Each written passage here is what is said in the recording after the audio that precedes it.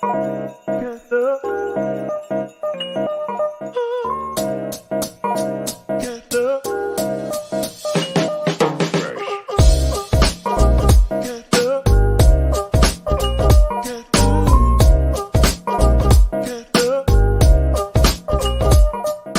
morning, everybody. Dr. Vibe here, host and producer of the award-winning Dr. Vibe Show, the home of Epic Conversations, and I'm the host of Epic Conversations 2020 Best Podcast News Award winner 2018, Innovation Award winner given out by the Canadian Ethnic Media Association. I also co-host and co-produce the only online show in the world for dads and fathers. It's sponsored by Dove Men Plus Care.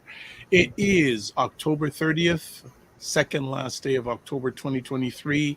Halloween, if you celebrate it, is tomorrow night, but I am here. I'm not spooky. I'm calm, cool, and collective. What's going on, Ryan Knight?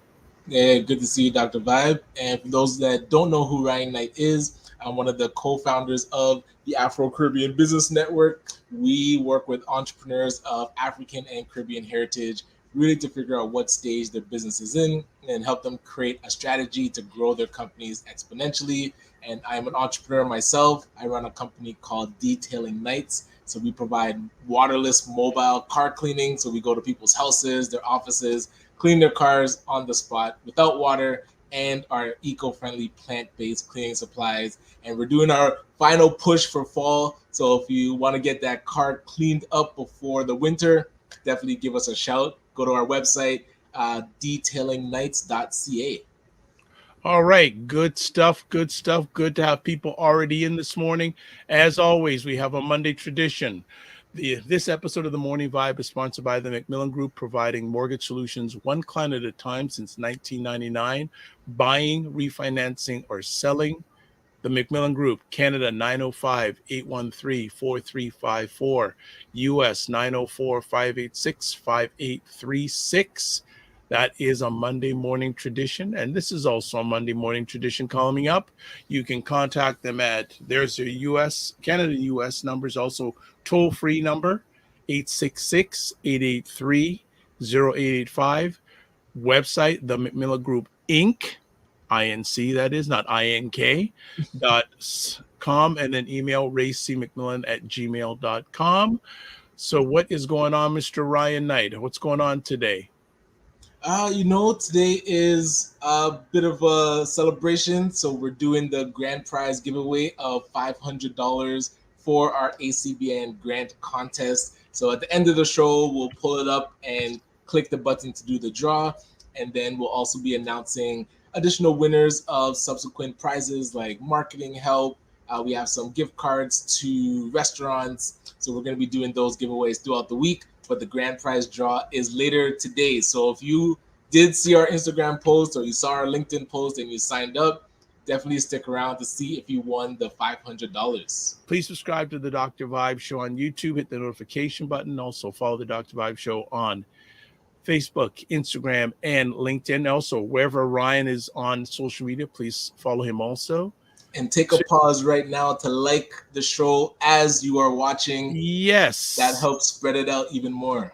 Yes. Yes. To advertise your business, product, or service on the show, please email me. So, Shanake, there's my email address. So you can email me. We can have a conversation about the audio versions of the show, and also join the Morning Vibe Discord group by emailing me also. Let's see what is up. Oh, but if it's going to be audio, you have to say the email. What's your email address? I'm not doing audio right. Well, I won't start saying. Well, the thing is, in the description of the audio, the email address will be there. All right. David is still going to be here. He's going to be talking about his latest book that he's writing. The man's written 5 books. Like when he first came on, he just released his 4th. Now he's already written his 5th book. Okay, nice. So this guy is just a publishing machine. So welcome the publishing machine to the Morning Vibe. You have yourself on mute, so you got to take yourself off mute. So now you got to be the podcast, a show machine. You got to take yourself off mute. Fantastic. There we go. Fantastic. Good morning, Mr. Archer. How are you? I am blessed and doing my best. How is I got it. Okay, you know what?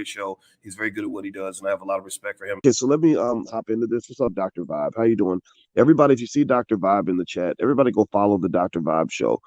Dr. Vibe is a real smart brother and a good human being. I like the guy a lot, and he's very intelligent. And I think everyone should pay attention to what he's got going on.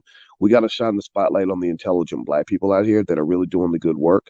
Don't just pay attention to the rappers and the celebrities. You know, a lot of these people are losers. Your true winners are your people in your community that are really having your back. You know, helping us to have stronger families and a stronger community. So Dr. Vibe is in that category. So you might see the Dr. Vibe show in this chat. If you see him, please go follow him. Okay. All right. So anyway, it's time to go in with David. The gate's open. Go for it, David. Fantastic. So let me just break it down a little bit. I'm a person who's interested in how we can resolve this thing that's called racial trauma. I noticed too that of course, there's a taboo about us as Black people going to therapy. It's lessened a little bit because of the incidents relating to racial justice protests, where we realize that these social events definitely have a role on our mental health. I think a lot of people did from all different types of communities, but there was more of a push of like Black people going to therapy and being able to treat the racial trauma that is within them. I think that is good, but we also need to advance the types of therapies that we are giving to Black people to make it so that when they go to the therapy that they're not going to encounter, as we were talking about before, a therapist with a pointy white hat. You know, it's like, we need to make it so that, how do we make it so that our therapies are more humane? How do we make it so that our sciences even are like more, I want to say anti-racist, but especially that they are pushed in the direction of being anti-oppressive, that it's more welcoming, and also that we graduate more Black therapists and anti-racist therapists of all backgrounds, etc. So this is my focus, and my focus is that when we try to understand the trauma that Black people go through, because Black people are attacked in a specific way by the media, we then also find out ways that we can help other people as well. I spoke about it in the last show, about the binary complex trauma, where there is white supremacy, insecurity, and then Black suffering on the other end. It's just to know that the way how Black people are delegitimized in the media, the way how the police violence towards Black people is validated, is also a way how other people's experiences of suffering are also validated as well.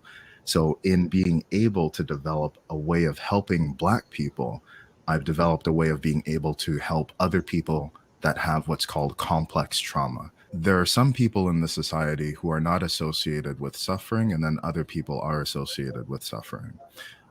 Whiteness itself is kind of seen as a universal and an invisible thing. So we only talk about white when Black people are around. Or like when a person says there's a psychotherapist or there's a psychologist, we just assume that it's going to be a white person. When we say that it's a Black psychotherapist or a Black psychologist, we assume that they're different from the typical one. And sometimes they can be deficient in some way, shape, or form. And what that does is it puts suffering into us as Black people, and then we internalize it. And it also makes it so that white people aren't able to look at their own faults, at their own problems that are within them, because they see themselves as universal. I can keep going, because the thing is that it's beyond this though. It's beyond this. It's like some of the origins of psychotherapy were racist. If we think of even like Darwin, the guy who invented the theory of evolution and all these things. Let's just say that he wasn't anti-racist. Let's just put it out there. If we think of Sigmund Freud, who invented psychoanalysis, let's just say that he wasn't anti-racist either. Okay, these are they were more into the idea of the anti-Black approach, where they believed that Black people were savage, where they believed Black people were unsophisticated. Even some of the ideas of the shadow self. Okay. It's the darker version of you that's the worst part of you. You know what I mean? So it's so, like the way how I look at it though is that the only way you can have a shadow self is if there is light. And it's that as Black people, we've been associated with the darker aspects of the society. But at the same time, we also carry that light within us. At the same time, they cut us off from the idea of who we were before enslavement took place, so that they could then dictate who we are in their story. So I'm no one's Black but myself. I'm my own Black person. And I think that when we are trying to help people to heal and recover, we need to help them to know that their Black is up to them. Their idea of being a man is up to them. Their idea of being a strong woman is up to them as well.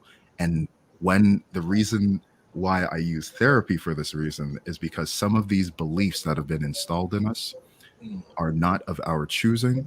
They control how we identify as being Black, and then they determine our actions and our responses, so that we are going on autopilot instead of coming from a place of integrity. A lot of the ways how we try to resolve these issues of like trying to get people to not be racist in workplaces, or trying to get them not to be racist at the supermarket and wherever racists go, we usually will try to tell the white person, don't be racist, or don't use these types of words to describe these types of people. We'll also tell Black people, you guys should feel good. I mean, you got all this rap music that's out there. Once in a while, you have a Black movie that comes out. You guys should feel good about this. But I really believe that the problem of racism and the internalization of it is not in the part of our brain that causes decision making. It's in the part of our brain that's related to survival, which is related to the limbic system, which is related to the fight or flight or freeze responses that determine your survival. So that's why racism is implicated and associated with trauma. And if we have the technology to treat trauma, we also have the technology to treat the racism that exists within the white person and the internalization of racism that exists within the Black person. And that's what I went to go present when they invited me to talk in Kentucky at the International Society for the Study of Trauma and Dissociation. So I was a plenary speaker there, and I was speaking to a crowd full of white people, and the white people were like, oh, this makes perfect sense. They never heard of this therapy before. They never saw it before. And that's why I wanted to share it with you guys today, to just show you that the things that are able to help us to heal and to recover, on the flip side of the coin of the internalization of suffering because of our imagination, the solution is also in our imagination, that every person has the ability to feel awesome for no reason. Every person has the ability to recover from suffering if they're given the proper context for it. So these ideas of what a Black person is, the ideas of what racism is and how it plays a role in our lives, these are things that can be changed, and we can overcome the madness that exists within the society that causes us to identify with these traumatic identities. Deep. So no, and it's interesting you mentioned this. So, and I want to revert back a little back to the beginning of the conversation. Let's go. You have various cultural backgrounds with your clients, correct? Yes. How do you adapt what you do with their different cultural lenses? Great question. It's a great question. So the answer I have is that even though many white people don't know it, they wouldn't exist were it not for Africans. That Africa is where everybody comes from. So last show we were talking about is whiteness fake, is Blackness fake, and all these things. So the reason why we were talking about that is because, we know that in the West there's this one drop rule that came out around the times of the enslavement of our ancestors that said if you have one drop of Black, you're a Black person. Doesn't matter how white your skin complexion is and all this stuff. But by that logic, if all people came from mitochondrial Eve, which was the Black woman who is the ancient mother and the common ancestor of all of us, everyone listening to this and every human who will listen to this, that means white people come from Black people. So that means by that definition, the one drop rule applies to them. And so we are their aunties, uncles, grandparents. That's what that means. So I can then use an approach that's designed based on Afrocentric principles, and still help white people, and still help Black people, Asian people, Middle Eastern people. So my approach is based on an understanding that how the society looks at us impacts our experience of trauma, especially how it constructs Blackness, but it also helps people who are part of the LGBTQ community of how the society constructs their identity. It also, when I went to Kentucky to speak about this, I showed data on the screen that was showing the improvements on different psychometric measures in terms of anxiety, depression, and all this. And then after I showed those improvements, I said, I used an approach to treat racial trauma. And this client, I didn't tell you, but it's a white person. This is a white woman. So what does it mean if we're able to use an approach that's designed to help our people? And then it's able to have this universal benefit for all people. It's kind of like when civil rights happened in the 60s, those advances helped all people. If we help Black people, we're going to help all people. Like that's kind of the way how it is. It's that a lot of our approaches have been ignoring race, also ignoring capitalism, and also ignoring the impact of the social structure. So that's why this psychotherapy that takes into account the social structure is then going to benefit all people. When you present your methods, or just some of the stuff you shared initially with us, how is the response to those who are not Black to when you first present it? Because I can see some non-Black people going, whoa, come on now. Yeah, and it makes sense. It makes sense that they would have those types of responses, because white people are not supposed to speak about race. They're not supposed to. Race is it's the boogeyman for all of whiteness. If we talk about race, then we become conscious of something that's supposed to be unconscious. So the response of whoa, why are we talking about this, is almost what therapy is supposed to do. Okay. You were talking about the shadow self. So it's like, we need to be aware of what is unconscious so that it can at least become a little bit conscious so that we can work with it. Okay. We don't need all aspects of the unconscious to be there, but we need a little glimpse of it. And so, of course, there are some white people who don't like what I'm saying. But also remember, there's some Black people who don't like what I'm saying too. There's some Black people that are Black conservatives that are like, no, don't talk about race. Let's just keep our heads down and let's maintain the system and all this stuff. These are just Black people who wear white masks, or, they look as if they're Black from the outside, but it's just the way how they carry on is almost indistinguishable from like a white racist. I've encountered all types of individuals.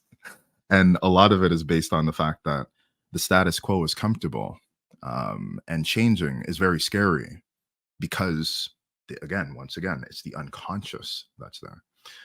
We don't want to know the thing that we don't know about or that we're not comfortable about, because something bad can happen. But that's, I do want to just explain though, is that because I'm a therapist and there's an overrepresentation of white people in the field, or an underrepresentation of Black people, which is really just saying that there's a whole lot of white people in our field. White people understand what I'm saying. Like the therapists that have heard me speak, there's no one who has been able to say that, well, this logic doesn't check out, because I bring receipts. I'm like, this article says this. Are you going to argue with this accredited? Like, you can have a problem with me, sure. But are you going to have a problem with the science that's at the basis of your therapy also? You did this presentation in Kentucky, and you said the majority of the audience were white psychotherapists or physicians. 99%. So now, do you feel it'll be easier to change the narrative in their minds, or do we need to groom and create our own psychotherapists in our community? Fantastic. I'm curious where you feel we should be putting most of our effort, I guess you could say. I'm going to say both end. I'm going to say that it doesn't need to be either or. The problem in our society is the binaries that exist of saying a person is white or Black. of saying that there's or as usually takes place in times of war, there's good versus evil. But I don't believe in those absolutes. I think that it's possible to help people to be anti-racist who are white. And I know a whole bunch of badass anti-racist activists who are white people. Sorry for my language. Oh my goodness. I have to remember this is the morning show. Don't want to be too explicit here. Sorry. And then there are Black therapists that were just trained by a white system, and they still internalize white supremacy while they do therapy. They look like a Black person, but it's no different from a white person. So it's not only about the race. It's not only about the outside color. It's really about what's in their heart. So I do think, of course, I think that it's part of the reason why I created my approach, is that I wanted to start an approach that's by us for us. That, of course, it's influenced by science and journals that are predominantly white, but the Afrocentric principles are what guides it. Is that we need to have therapy that is going to be humane. Some therapies, they seem as if they're like inhumane. Like they seem as if they're hurting the client sometimes, or that the client is re-traumatized in the session. The therapist too is freaking out. So that's why I made an approach where the therapist feels awesome and the client feels awesome. I made an approach where the client is the expert and the therapist is the person who's watching what's happening, where the client is choosing the way of being able to heal and recover, rather than it just being from the therapist's knowledge or from the research that they themselves have done. And what that means is that people don't have to suffer in therapy. And also it just means that people can laugh and have fun and also get permanent recovery. Given that psychotherapy seems to be so racialized, even when the therapist is Black, how do Black folks find therapists from someone like, I guess, therapists or therapy from someone like yourself? Yeah, well, that is part of the difficulty. And this is why what Ryan was saying makes a lot of sense, is that we need to increase the amount of psychotherapists that are trained. We need to make it so that there are more of us that are knowing that Black men specifically, that we are healers.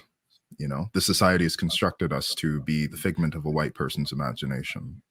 So we are the rappers, as this was in the shout out, the endorsements that you got as well, is that we're told to focus on the rappers. Yeah. The shade room, etc.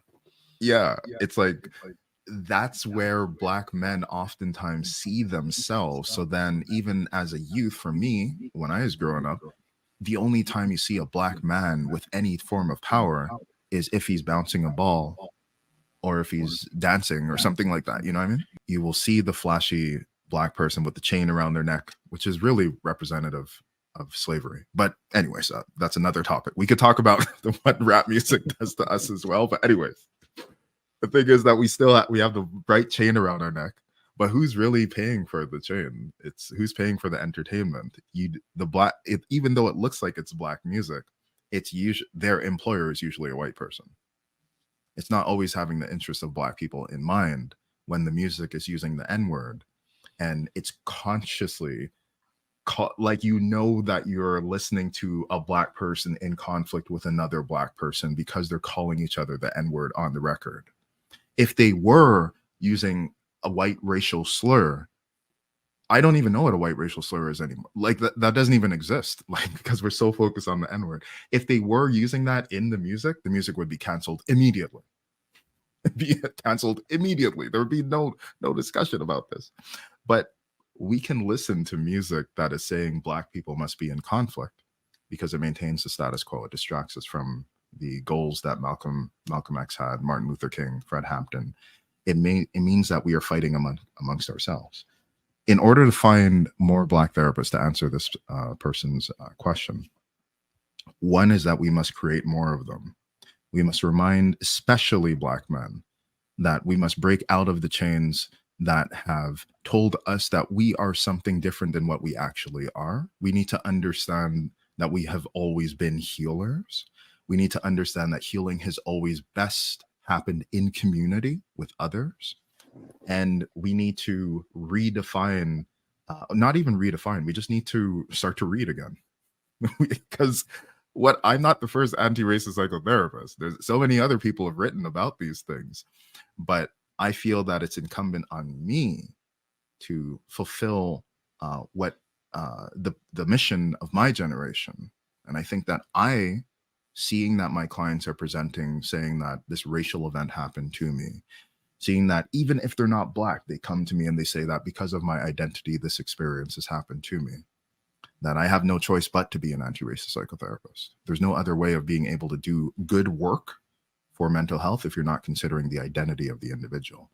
So again, increasing the amount of Black therapists, yes. There are directories online that you can find. Just search for Black therapists.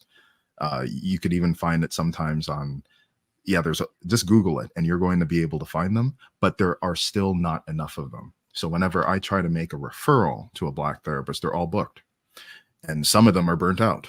Just we know that you're booked. You told us on the first time that you're, and the thing is, just ask an interesting question here. Sure. What percentage of your clientele is Black? I want to say that it is maybe 40%. 40% right of there. them. Okay. So 40%. I want to say 20% Middle Eastern. And then I guess there will be another, you guys are math people. I'm not a math person. That's why I went into therapy. There's another group that's white people. There's another group that's white people. And again, this is part of the population demographics. Right. And it's also because it's economics.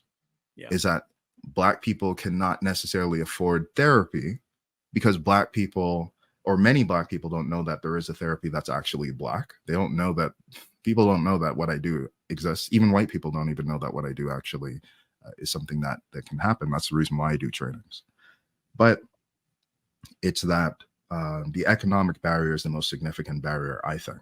That's why mental health has to be a human right. It's for that reason. We need to start to think bigger about this problem. We can say, yes, increase the amount of Black therapists, but we need people to afford it. If the cost was there, affordable to Black men, and they knew about you, do you think that would increase the number of Black men that would come to you? So we need to break down this question first. I know you would. Yeah, I can't help it. I know. Before I was in therapy, I was a software engineer. So I need I look at things from sense. Okay. Yeah, we need to look at things from all aspects, and also we need to just we need to break it down and define our variables. We need to initialize them. So first, it's that yes, it would increase the amount of Black men that would come to see me, definitely. However, Black people actually, I was actually speaking to Donna about this, actually. One of the people is commenting. It's that people are saying, you got to go into therapy, but there's not always an understanding of what type of therapy and what is therapy going to do for me. I think that some people are reluctant to go into therapy, or some people feel that they need to be in therapy just to show other people they're in therapy. Okay, that's one of the things that also annoys me as a person who gives therapy. Is like, I'll say to a person like, yo, so what's the reason why you're here? And they're like, I don't know. And it's like, okay, what are you doing? What are you doing right now? Because the thing is, I got people that have suicidal ideation. I got people that are depressed, anxiety. I don't have time for that. So if a person is going to not everyone needs to go to therapy. I'm seeing a very small percentage of the population. Not everyone has the level of trauma where they need to see a professional. Not every single person. However, some of the people who need it most, I think they can't get there because of the cost, or they can't get there because of the lack of accessibility, or because they never even knew that these types of therapies exist. So would more Black men go and see me? Yes, but we also need to know what is the type of therapy that they're going to get as well. Because a person can go to therapy. So first I spoke about the motivation of the client. There's also the heart of the therapist. You can go to therapy and then you get a therapist who's racist or doesn't know what they're doing. And then after, the person can feel that therapy doesn't work for them. And so that's the reason why I work to improve the skill level of therapists at the same time. I'm not only trying to demystify therapy, I'm trying to make it that therapists as well are able to speak about different difficult concepts and being able to treat people better. That's why I do these conferences and presentations and these things.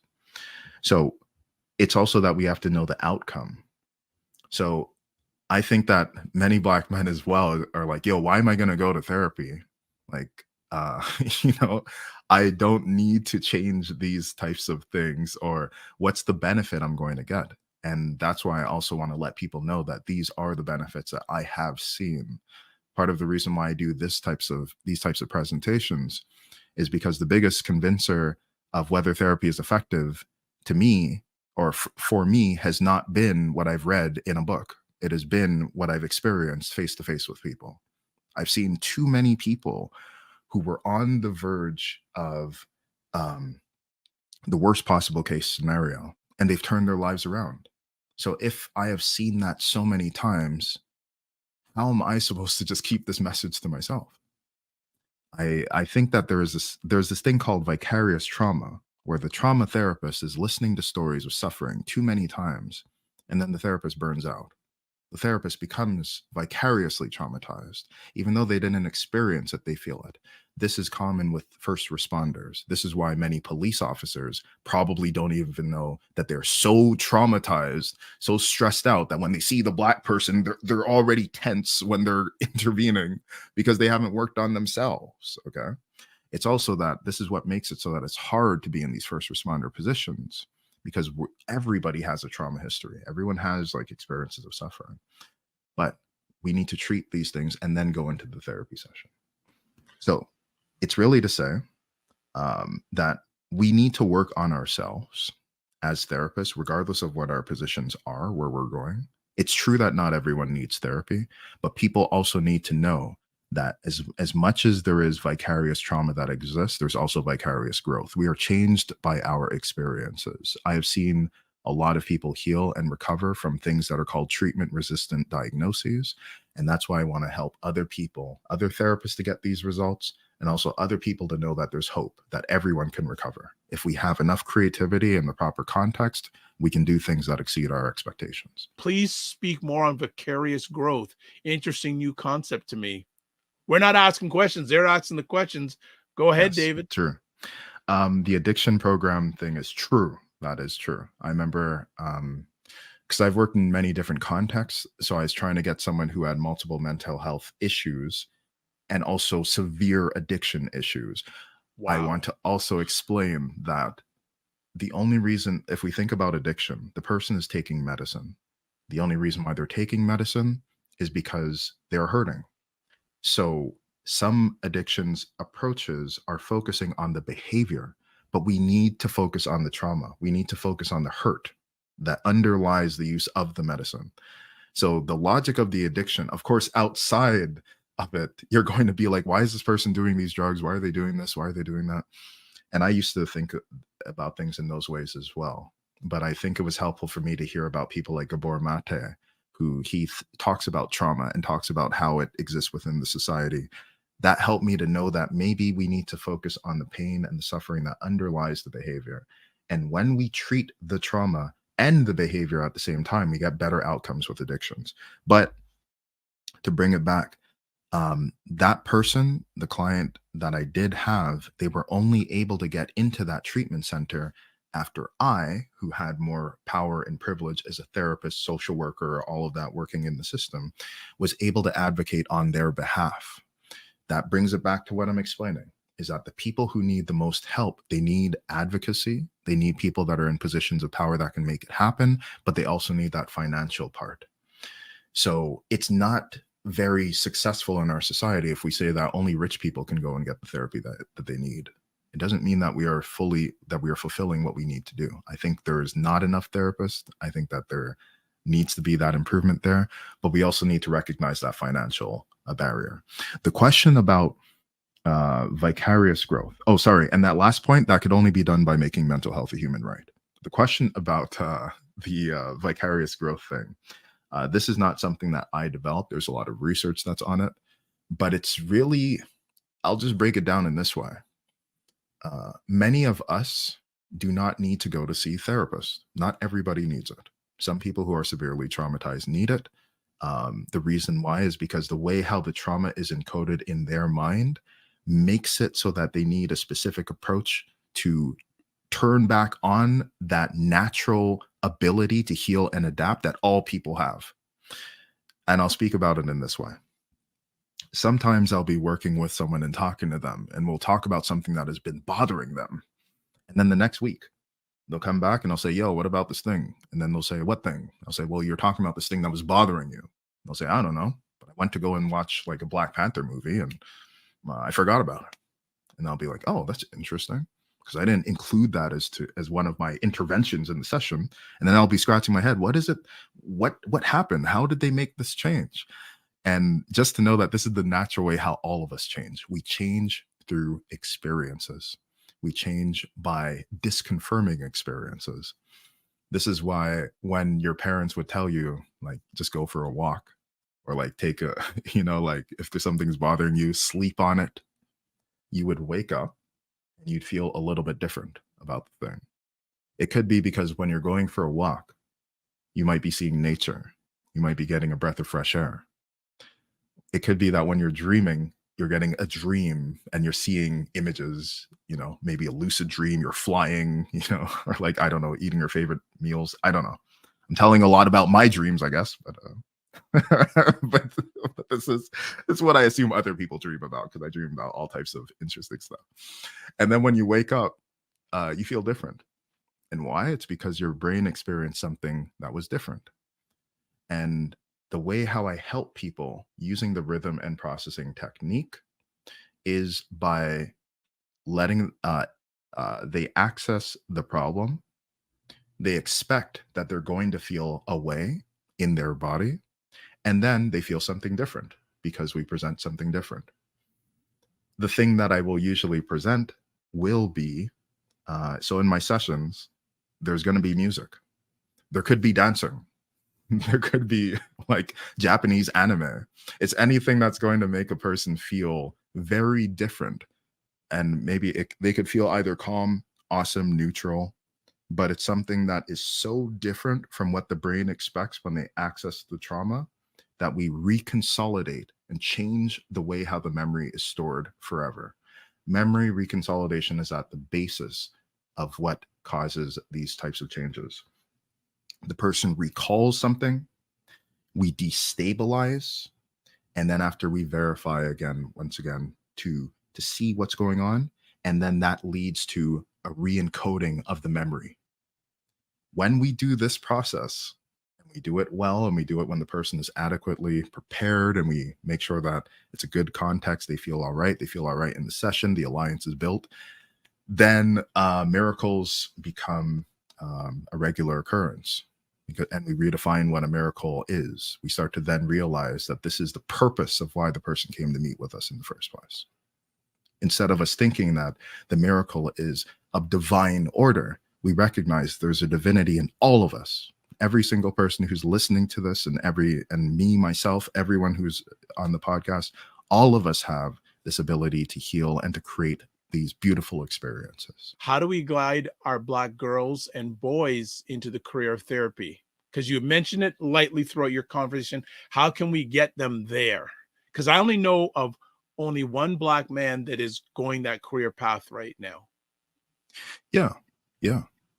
We need to reclaim our culture. That's what we need to do. And I can't tell you how you can do it. I can only tell you how I intend to do it. And so I'm writing books, of course, for the academics. My first book is Anti-Racist Psychotherapy. It's the philosophy of understanding understanding racism, specifically anti-Black racism, from a trauma-informed lens. It talks about EMDR therapy, which one day we'll talk about. Yes. One day. EMDR. We're getting there. We're getting there. Yeah. Then my second book is Black Meditation, which is talking about how people can access these skills and techniques and these tools to feel calm in their body, but understanding that Black people did not originate with this traumatic story of the colonization and destruction that Canada and the United States put on the Indigenous people. So we break ourselves out of that narrative, and we understand we are much greater than that with our meditations. Racial trauma recovery is an explanation of how to use the approach that I just explained, which is for therapists. So it's more of like a technical manual. The fourth book is Black Mountain, Fight for the Future, which I actually have the hardcover right here. And this book is designed to make it so that people who are interested in a coming of age novel where there are people who are melanated that are oppressed, fighting against an interplanetary fascist government, are able to heal their trauma and recognize their powers through indigenous ceremonies that are given to them. And so it's everything that I loved about my previous 3 books, including my love of anime, my love of like revolutionary thought, and being able to make it so that the ideas are not always just academic, that it can also be for people who are interested in a story that's like a movie or something. And then my 5th book is to make it so that my previous books are digestible, that you'll understand exactly what it is that I'm trying to do, is called Transforming Complex Trauma. I'm going to share on the screen what it is. So this one is a nice little book, but it's Transforming Complex Trauma, Reflections on Anti-Racist Psychotherapy. And so this book is meant to just explain in simple terms the ideas I spoke about in this podcast, and also to just make it so that we inspire hope of knowing we can heal these things, but we need to transform our understanding of it. Okay. So that's what I do, but I can't tell you what you got to do. Yeah. All right. I know, Ryan, you got to go soon, so we're going to do quick rapid fire questions. There's about 2 or 3 more questions. First of all, Frequency Event Promotions asks, if you were to plan a focus event, Frequency is always looking at events. Any focus event to uplift oneself, what would that look like? I think it would involve not only an understanding at the level of the intellect, but also at the heart.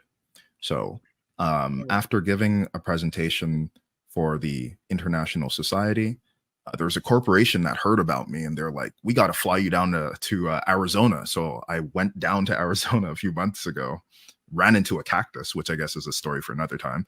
But in their workshop, they wanted me to explain how to help their staff to reduce microaggressions, because they had a problem with racial microaggressions.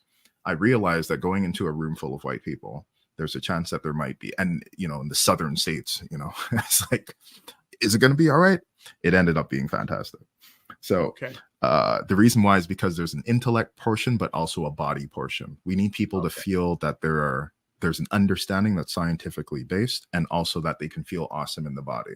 So I don't only give interventions that are verbal and just by PowerPoint, but I also do guided meditations and other like approaches that help people to digest the information without getting into the fight or flight experience at the same time.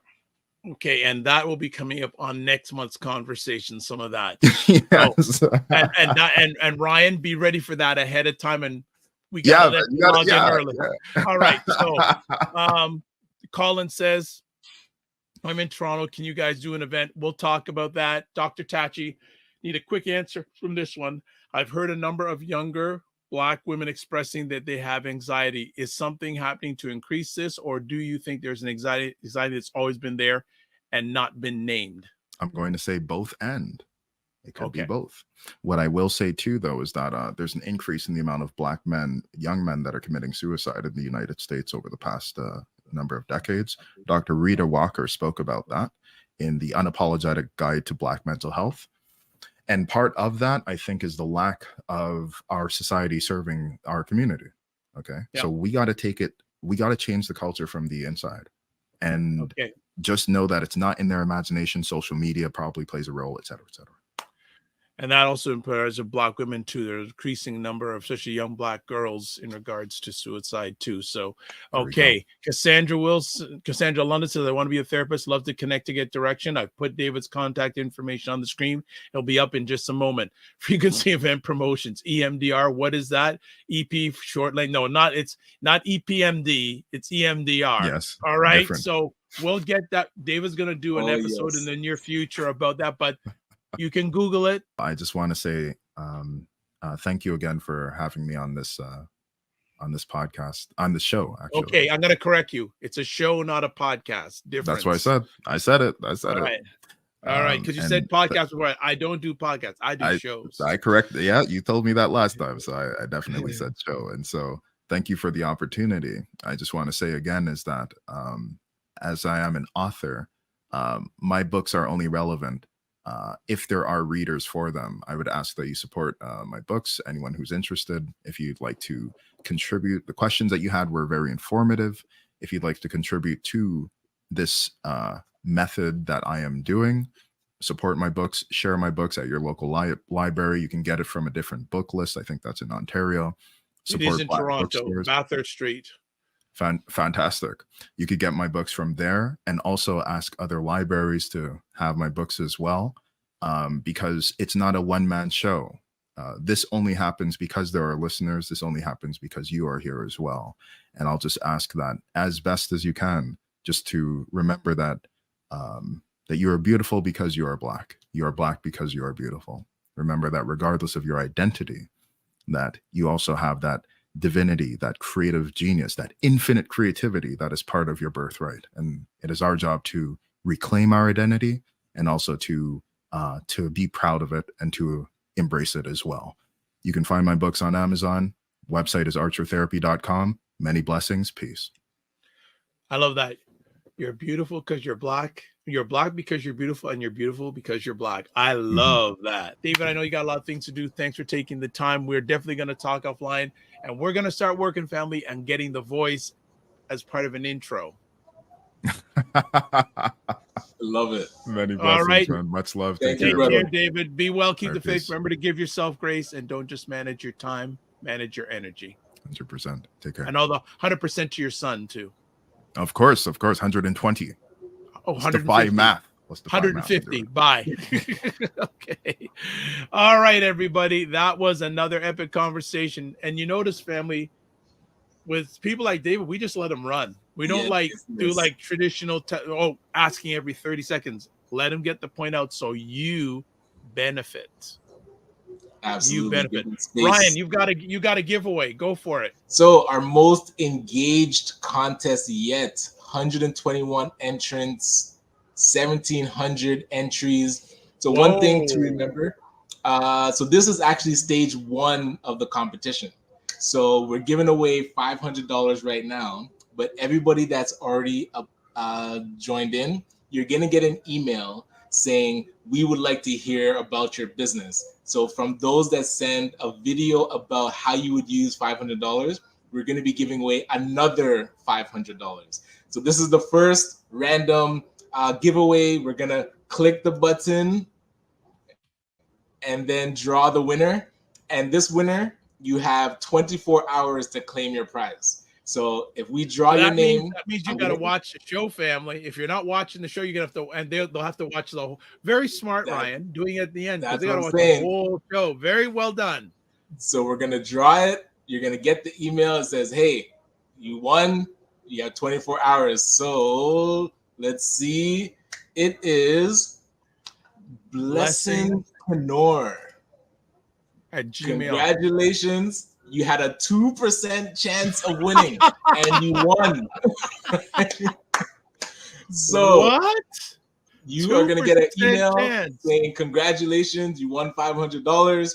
If you're watching right now, definitely put into the comments. If not, you have 24 hours to claim your prize. Otherwise, we are going to redraw. So by Friday, we're going to do another draw. If this person hasn't claimed it, we're going to redraw at the end of the show. All right. Wow. So congratulations. Thank you, Ryan. Thanks for doing the giveaway on the show this morning. That is amazing. And a nice little piece of software there. Yeah, I'll show it to you. I've been using it, just testing it out. I like it. Yeah, we can talk about it offline. That is fantastic. So yes, we had so much today. David dropping knowledge bombs, people coming in like crazy today. Like, thank you. That was really, really good today. Thanks for making another epic conversation. So some things that we got to do. I'm going to put on the bottom where you can watch replays, the Dr. Vibe Show, Facebook and YouTube. Afro-Caribbean Business Network, Facebook and YouTube, Ryan Oneil Knight, YouTube and LinkedIn. So some things coming up. Someone asked, Colin, you wanted, there's his contact information again. David at archertherapy.com. Now, remember, you heard him say right now he's fully booked. Wonder why. Get in the queue. Get in the queue. And there's his website. Now, a few things.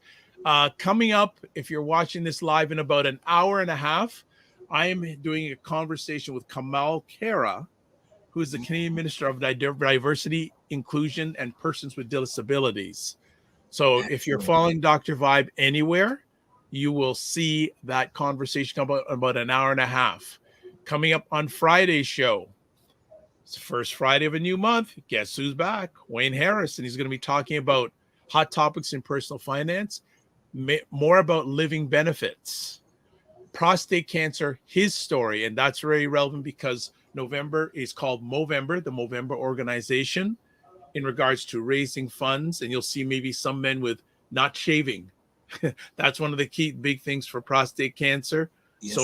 Wayne had prostate cancer about 17 years ago. Wow. And so he's going to share, and he's a survivor, so he'll share some of his story.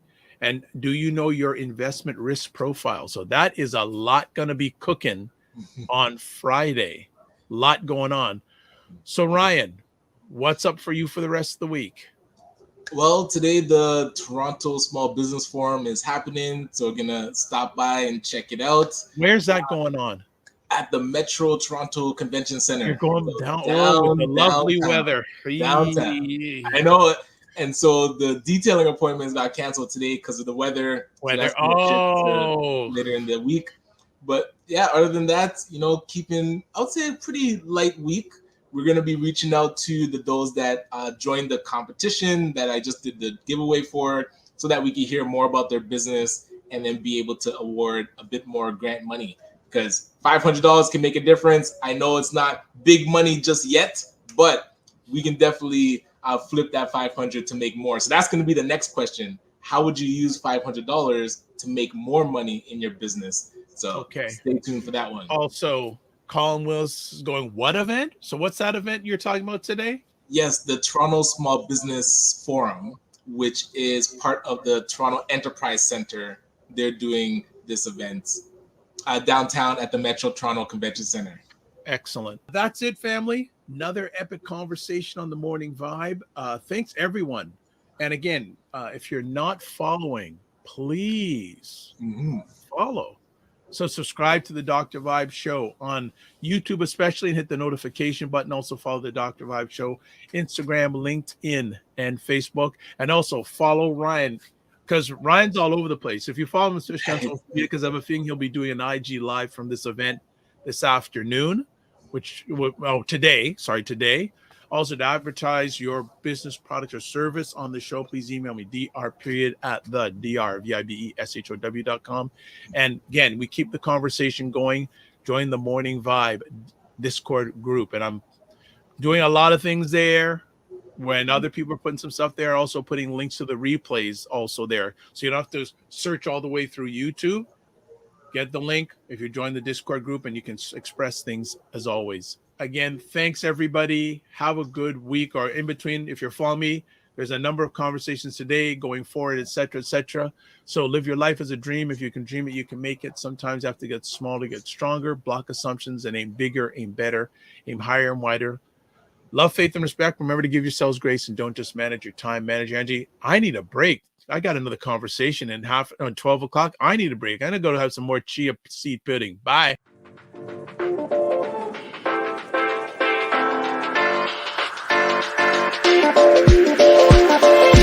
Here we go.